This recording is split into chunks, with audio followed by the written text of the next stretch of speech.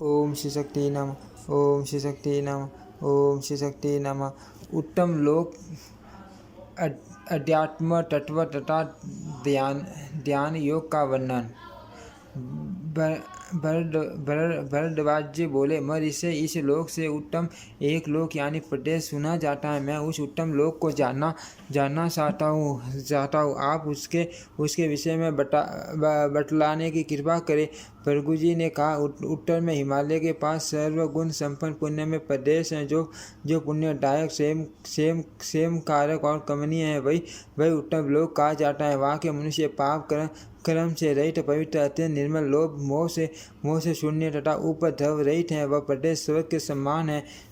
वहाँ सात्विक शुभ गुण बताए गए हैं। वहाँ समय आने पर ही मृत्यु होती है, अकाल मृत्यु नहीं होती। रोग वहाँ के मनुष्यों का स्पर्श नहीं करता। वहाँ किसी के मन में प्राय स्त्री के लिए लोभ नहीं होता। सब लोग अपनी स्त्री से प्रेम रखने वाले हैं। उस देश में धन के लिए दूसरों का वध नहीं किया जाता। उस प्रदेश में अधर्म अच्छा नहीं माना जाता। किसी को धर्म विषयक संदेह नहीं होता। वहाँ किए हुए कर्म का फल प्रत्यक्ष मिलता है। इस लोक में दो किन्हीं के पास जीवन निर्वाह मात्र के लिए सब सामग्री उपलब्ध है और कोई बड़े परिश्रम से जीविका चलाते हैं। यहाँ कुछ लोग धर्मपरायण हैं, कुछ लोग सस्ता करने वाले हैं और कोई सुखी हैं, कोई दुखी, कोई धनवान, कोई निर्धन। इस लोक में परिश्रम, व्यय, मोह और तीव्र क्षुधा का कष्ट प्राप्त होता है। मनुष्यों के मन में धन के लिए लोभ रहता है, जिससे अज्ञानी पुरुष मोहित होते हैं। कपट, सत्यता, चोरी, पर निंदा, दोष दृष्टि, दूसरों पर शोध करना, हिंसा, चुगली तथा मिथ्या भाषण, इन दुर्गुणों का जो सेवन करता है उसकी तपस्या नष्ट होती है। जो विद्वान इनका आश्रय नहीं करता उसकी तपस्या बढ़ती है। इस लोक में धर्म और अधर्म संबंधी कर्म के लिए नाना प्रकार की चिंता करनी पड़ती है। लोक में यह कर्म भूमि है। यहाँ शुभ और अशुभ कर्म करके मनुष्य शुभ कर्मों का शुभ फल और अशुभ कर्मों का अशुभ फल पाता है। पूर्व काल में यहाँ प्रजापति, ब्रह्मा, अन्य देवता तथा महर्षियों ने यज्ञ और तपस्या करके पवित्र ब्रह्म लोक प्राप्त किया था। पृथ्वी पर उत्तरी भाग सबसे अधिक पवित्र और शुभ है। यहाँ जो पुण्य कर्म करने वाले मनुष्य हैं, वे यदि सत्कार शुभ फल चाहते हैं तो पृथ्वी के उस भाग में जन्म पाते हैं। कुछ लोग कर्मानुसार पशु पक्षी आदि की योनियों में जन्म लेते हैं। दूसरे लोग चिनायु होकर यही भूतल पर नष्ट हो जाते हैं। जो एक दूसरे को खा जाने के लिए उद्यत रहते हैं, ऐसे लोभ और मोह में डूबे हुए मनुष्य यही चक्कर लगाते रहते हैं। उत्तर दिशा को नहीं चाहते। जो गुरुजनों की सेवा करते और इंद्रिय संयम पूर्वक ब्रह्मचर्य के पालन में तत्पर होते हैं, वे मनुष्य पुरुष संपूर्ण लोगों का मार्ग जानते हैं।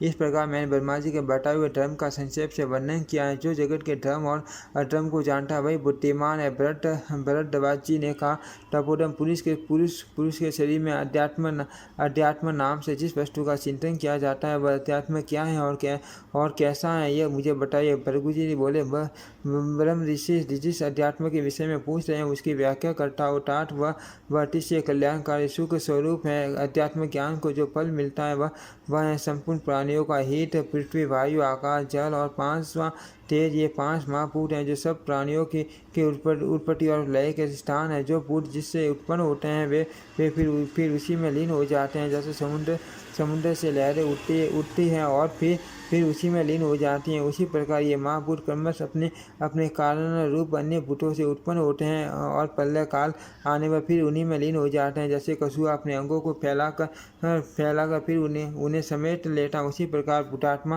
परमेश्वर अपने रचे हुए भूतों को पुनः अपने में लीन करते हैं। महाभूत 5 ही हैं। संपूर्ण प्राणियों की उत्पत्ति करने वाले परमात्मा ने समस्त प्राणियों में उन्हीं 5 भूतों को बलिभांति नियुक्त किया है, किंतु जीव उन परमात्मा को नहीं देखता। शब्द, कान और शरीर के छिद्र, ये तीनों आकाश से प्रकट हुए हैं। स्पर्श, चेष्टा और तपसा, ये 3 वायु के कार्य हैं। रूप, नेत्र और पाक, इन तीन रूपों में तेज की उपलब्धि कही जाती है। रस, कलेर, गीलापन और जिया, ये 3 जल के गुण बताए गए हैं। गंध, नासिका और शरीर, ये 3 भूमि के कार्य हैं।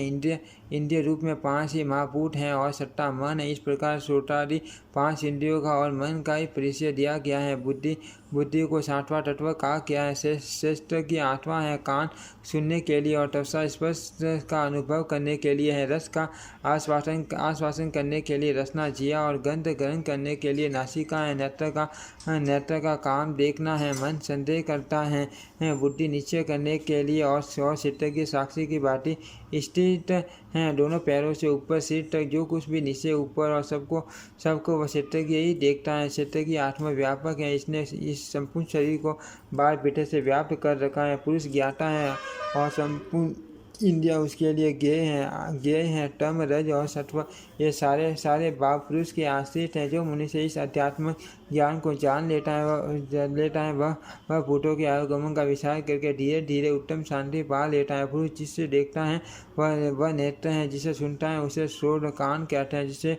जिससे सुनता है उसका नाम प्राण नासिका है। वह जिह्वा से रस का अनुभव करता है और तत्वा से स्पर्श को जानता है। बुद्धि सदा ज्ञान या निश्चय कराती है। पुरुष जिससे कुछ इच्छा करता है वह मन है। बुद्धि इन सब का अधिष्ठान है। अतः 5 विषय और 5 इंद्रियां उससे पृथक कही गई है। इन सब का अधिष्ठाता चेतन क्षेत्र की इनमें से नहीं देखा जाता। प्रीति या प्रसन्नता सत्वगुण का कार्य, शोक रजोगुण और क्रोध तमोगुण है। इस प्रकार ये तीन भाव है। लोक में जो भाव हैं वे सब इन तीनों गुणों में आबाद हैं सत्व रज और तम। ये 3 गुण सदा प्राणियों के भीतर रहते हैं। इसलिए सब जीवों में सात्विकी राजसी और तामसी ये 3 प्रकार की अनुभूति देखी जाती हैं।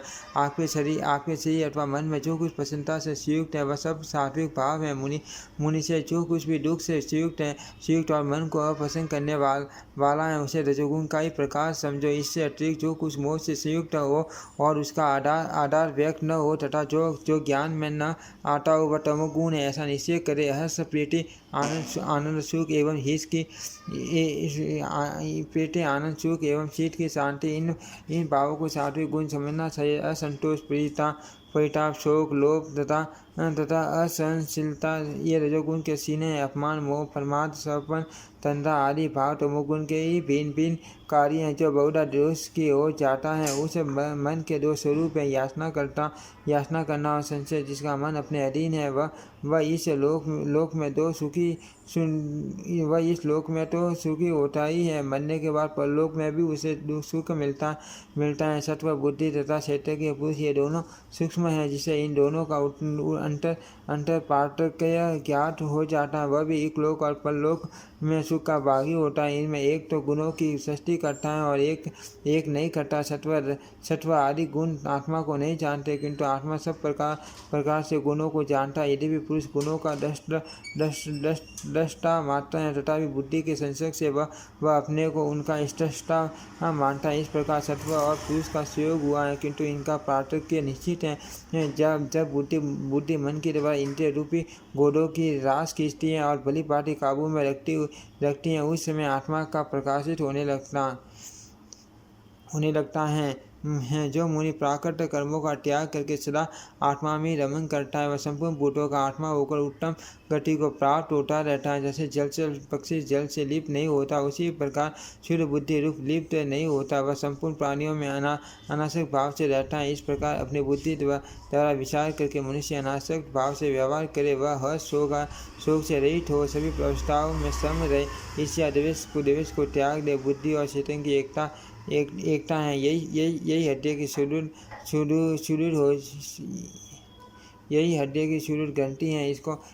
इसको खोलकर विद्वान पुरुष सुखी हो जाए और संशय का उच्छेद करके सदा के लिए शोक त्याग दे। जैसे मलिन मुनि से गंगा में स्नान करके शुद्ध होते हैं उसी प्रकार श्रेष्ठ विद्वान इस ज्ञान गंगा में गोटा लगाकर निर्मल हो जाते हैं।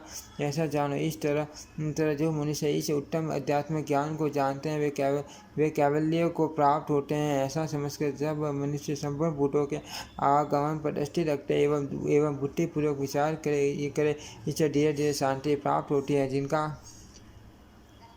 जिनका अंतम कर्म पवित्र नहीं है, वे मनुष्य भिन्न भिन्न विषयों की ओर प्रवृत्त हुई इंद्रियों में यदि पटक पटक आत्मा की खोज करना चाहे तो उन्हें इस प्रकार आत्मा का साक्षात्कार नहीं हो सकता। आत्मा तो इन सब इंद्रिय, मन और बुद्धि का साक्षी होने के कारण उनसे परे है। ऐसा जान लेने पर ही मनुष्य ज्ञानी हो सकता है। इस तत्व को जान लेने पर मनुष्य पुरुष अपने को करते करते मानते हैं। ज्ञानी पुरुष को जो मान भय प्राप्त होता है वह ज्ञानियों को नहीं प्राप्त होता है। जो फल की इच्छा और आसक्ति का त्याग करके कर्म करता है वह अपने पूर्वकृत कर्म बंधन को जला देता है। ऐसा पुरुष यदि कर्म करता है तो उसका क्या वह कर्म प्रिय अथवा अप्रिय फल नहीं उत्पन्न कर सकता। यदि मनुष्य अपने आयु पर लोग को सताता है तो कर्म में लगे हुए उस पुरुष का बस वह अशुभ कर्म उसके लिए यहाँ अशुभ फल उत्पन्न करता है। देखो, कुशल पुण्य कर्म करने से कोई भी शोक में नहीं पड़ता, परंतु यदि उससे पाप बनता है तो सदा के लिए संपूर्ण स्थान प्राप्त होता है। भरद्वाज जी बोले, ब्राह्मण, मुझे अभय पद की सिद्धि के लिए ध्यान योग बताइए। जिस तत्व को जानकर मनुष्य आध्यात्मिक आदि दैविक और आदि भौतिक तीनों तापों से मुक्त हो जाता है उसका मुझे उपदेश कीजिए। भृगु जी ने कहा, मुने, मैं आपको ध्यान योग बतलाता हूँ। यदि वह 4 प्रकार का है, किंतु यहाँ एक ही बताया जाता है, जिसे जानकर महर्षि जगत में शाश्वत सिद्धि को प्राप्त होते हैं। योगी लोग भली भांति अभ्यास में लाए हुए ध्यान का जिस प्रकार अनुष्ठान करते हैं वैसा ही ध्यान करके ज्ञान तप्त महर्षिगण संसार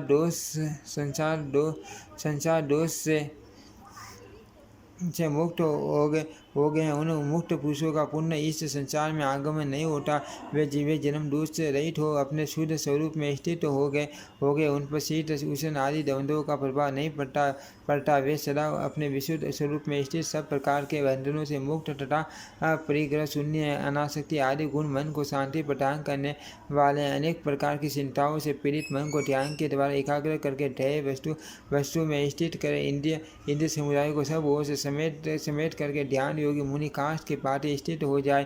कान से किसी शब्द को न ग्रहण करे, तपसा से स्पष्ट अनुभव न करे, नेत्र से रूप न देखे तथा जिह्वा से रसों का आस्वादन न करे। नासिका द्वारा सब प्रकार के गंधों का ग्रहण करना भी त्याग दे। 5 विषय इंद्रियों को मत डालने वाले तत्ववेता पुरुष ध्यान के द्वारा इन विषयों की अभिलाषा छोड़ दे। तदनंतर संशय एवं बुद्धिमान पुरुष 5 इंद्रियों को मन में लीन करके 5 इंद्रियों सहित इधर उधर भटकने वाले मन को ध्येय वस्तु में एकाग्र करे। मन चारों ओर विचरण करने वाला है, उसका कोई टूट आधार नहीं है। 5 इंद्रियों के द्वारा उसके निकलने के मार्ग है। वह अजितेंद्रिय पुरुष के लिए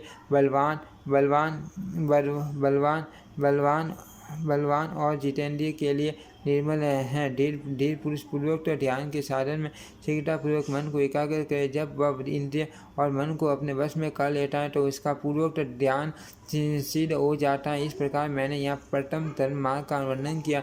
इसके बाद पहले वश में क्या हुआ मन सहित इंद्रिय वर्ग पुण्य अवसर पाकर स्फुर रहित होगा। ठीक इसी तरह जैसे बादल में बिजली चमकती है, जिस प्रकार पट्टों पर रखी हुई जल की बूंद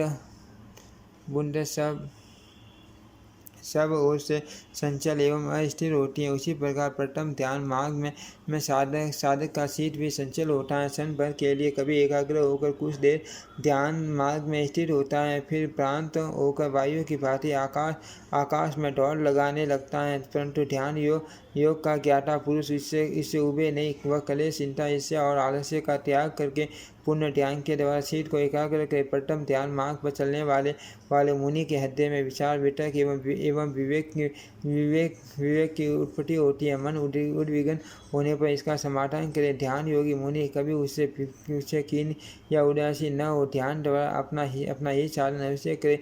इन इंद्रियों को धीरे धीरे शांत करने का प्रयत्न करे। कर्मश इनका उपसंहार करे। ऐसा करने पर इनकी पूर्ण रूप से शांति हो जाएगी। मुनिवर प्रथम ध्यान मार्ग में 5 इंद्रियों और मन को स्थापित करके नित्य अभ्यास करने से वे स्वयं शांत हो जाते हैं। इस प्रकार आत्मा संयम करने वाले पुरुषों को किसी सुख की प्राप्ति होती है। वह किसी लौकिक पुरुषार्थ और प्रारब्ध से नहीं मिलता। उस सुख के प्राप्त होने पर मनुष्य ध्यान के साधन में रम जाते हैं। इस प्रकार ध्यान का अभ्यास करने वाले योगीजन निरामय मोक्ष को प्राप्त होते हैं। जनक जी कहते हैं, ब्राह्मण महर्षि भृगु के इस प्रकार कहने पर परम धर्मात्मा एवं प्रतापी भरद्वाज मुनि बड़े विस्मित हुए और उन्होंने भृगु जी से बड़ी प्रशंसा की।